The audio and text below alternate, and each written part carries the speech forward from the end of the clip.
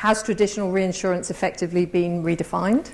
Or is it just the new normal and it's part of the world that we're going to continue to experience? Brian. Yeah, okay. Well, yeah, I agree with Frank about, the roles we play, because there's not much difference, I don't think. I think, to me, an underwriter, or what we do for a living, is matching risk with capital. That's what we do. And most of the time, it's, traditionally, it's standard, stock company, shareholders' equity, surplus type capital. But, we've also used the reinsurance market. We were buying cat bonds, 15 years ago at ACE. So matching those two together, and so I just think the world of insurance today is such that you don't have pure reinsurers really anymore. So companies have insurance, they have reinsurance, they take risk in, maybe they take it into the insurance piece, maybe they take it in the reinsurance piece. They lay it off some way, and so I just think that if you define yourself that way, then this is just another way of doing your job, and should, if you're doing it right, help you get the best use of the capital that is your own capital, make you more efficient, and give a better product to the market. So I'm not that overly concerned about it, frankly. But if you say, well, this is what I do, I don't know how to do anything else, and I'm narrowly focused in this little world of pure re, I think you should worry, but you should have been worried a long time ago. You shouldn't have just woken up to it now. Mike, any other different things? Yeah, I'd take from where Brian left off, and then also John Nelson's comments earlier.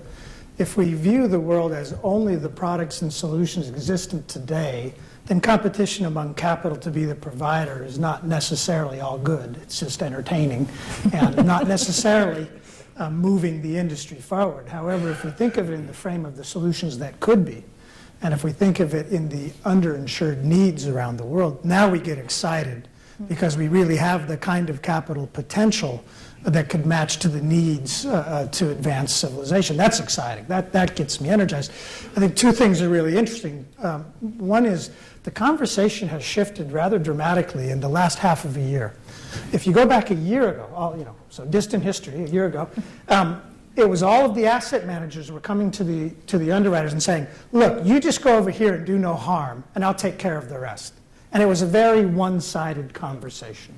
And in the last few months, it shifted almost entirely to where people remember that the gatherers of risk, which is what we do really through our underwriting, really have a big say in this game, and in fact are the key to the whole process to match risk to capital. So that is a changing dynamic that is very positive because it reminds us that underwriting is still at the center of the art and is still a set of skills. It's really a function of how long they've been in the market. So I think that this idea of catastrophe risk in particular, and that's changing, it's broadening into other classes, but focusing on catastrophe right now because that's what we do, that is definitely being accepted as an asset class by a lot of investors. Cat bonds, there are a number of disputes on the various cat bonds. There's a lot of cat bonds in the marketplace. Is that just the normal maturing of a product, or is there a question mark over the efficacy of it? I think there's 6 outstanding right now. There's major disputes going on, but I think that's normal in the order of things. We don't have any disputes in the insurance industry for standard products. Please, really. And so it's bound to happen. We've had parametric triggers. We've now got mixtures. We've got indemnity and so forth going on. Eventually, I think that it will be accepted that there's a more standard way of dealing with some of these issues, and I don't see that as a major blocker to the future. The observation I would make to start with is that it's a view I hold very firmly, is that it is no part of a regulator's role to prevent entry into an industry. So the fact that there is capital coming into the industry is not something that we should, in a sense, react adversely to. Moreover, putting my sort of central banker's hat on for a moment, it seems to me this point that was made about the emergence of insurance as an asset class is quite logical, actually, which is, in a world of persistent, very low interest rates, kind of world, and I say this offering no view on anybody's monetary policy, including the UK's, where there's a strong argument that actually my colleague Ben Broadbent has put forward, which is that interest rates on average are going to remain lower for the foreseeable future. That the emergence of alternative asset classes is actually entirely logical in that world, and that's what we're seeing happen. So all of that, I think, as a regulator, we say, that's what's happening, and it's no part of our job to prevent that happening. The emphasis then, as you say quite rightly, John, is to say, well, what are the things we're concerned about? We're absolutely concerned about underwriting standards. I think Mike's point is absolutely right there. And we're obviously also concerned about the robustness of the management of risk and the spreading of risk, which is obviously where the particular reinsurance point comes in. So those should be the points of our focus to ensure that, let's say, given that we've got new capital coming in, to which we should have no objection, don't have an objection, that the process maintains the prudential standards that we expect. And I think that's where we fit in. Final thing I would say is it does seem to me also to make the point about the growth and capacity that in a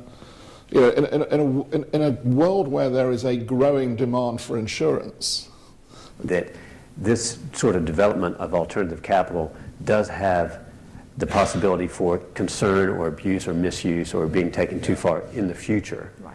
Right now, I think that I just would like to make the point that the effect of the alternative capital is to actually de-lever the industry significantly. So it's a very different, right now in this stage of the development, very different from like the mortgage securitization, which was a process of adding leverage.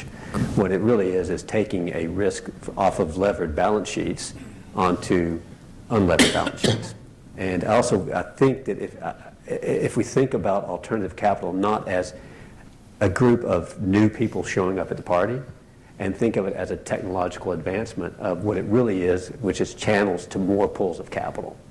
If you have access to deeper pools of capital, that should add stability unless it's abused. Well, let's be very clear about where the risk lay, because I think, as you say, the likelihood of it evolving to something less stable or abusive is real, and the thing we really ought to all be thinking about, because that drives to the heart of trust in the system, and we don't need distrust in our system. And where that comes is where there's a disconnect between the ultimate holder of the risk and where the risk was understood and placed. And the more that adds leverage distance, it has great opportunity for there to be new clashes in exposure that are unrecognized, and when they come due are unpayable. That, in essence, is the story of the real estate crisis, and that is the risk here, because the risk is being removed from those that took the risk. The advantage of the integrated model is you're betting with your money. Now, those of us who are deeply in the industry kind of smirk a bit at that. All models are fallible, and there's nothing about cat models that say that they're perfect. The recency effect we've seen too many times. So I get very nervous about the level of trust in the cat models. That's where we are, right? But it's how do we get new categories of trusted risk? That's where the great opportunity is and where the great mind share has to go. And it won't start with big bangs. It will start with little tests, and it'll grow into something meaningful. But we've got to get on that journey in a more authoritative way. In terms of cyclicality, though, one more point. Look, one thing about insurance. I can guarantee every time there is more capital than there is available risk, we will skeeter off into inadequate pricing. It will happen every time. It's a combination of human optimism and the fact that we are the only industry we know of where we don't know the costs of goods sold. We just don't know. And we will screw up, go over cliffs, and need to recover. That we recover imperfectly is the fact that from time to time the industry will be forced to recognize a simple fact. We will make mistakes, and some of them will be big, and we will remember that in the risk business there is always an unknown, and sometimes it's really big. The alternative capital, the ILS market in particular, has gravitated to the big bang cat, right? The reasons for that, rates online match nicely with interest rates and non-correlation and everything. If it breaks out of that, and one would assume over time that happens, it gets into a messier area of the insurance business, right? It gets into a messier area where you're going to have, it's not as simple, you know an event happened, reinsurance pays quickly. It's not going to be as easy to break out into that area, and it's still reinsurance. And so the real question for alternative capital is how does it get into the mainstream world of insurance, and how does it get into insurance? We sold our clients on continuity and stability, particularly in London and Lloyd's. And so the big question amongst a lot of my clients is this new capital here for the longer term? Or if there's a big increase in interest rates, or they see something else as an alternative, will they migrate? And I'm not making a comment on whether I think they will or won't, but it's a very big question, because if you're the CEO of a major corporation making long-term investments in capital and buildings and so forth, you need to know that if you're going to rely on the insurance industry, it needs to be there. It needs to be there for the long haul. That's why I think Mike's point is so right about looking at that longer-term effect of the additional capital coming in. And hence the point that we were talking about earlier of keeping, and it's going to be a continuous challenge, and I'm looking at Frank a bit here, that as the alternative capital market develops, the temptation to detach the risk from the capital becomes ever greater, and there will be kinds of securities where the returns look really alluring. But if we do that, we will destabilize the whole thing, exactly as happened in the subprime mortgage market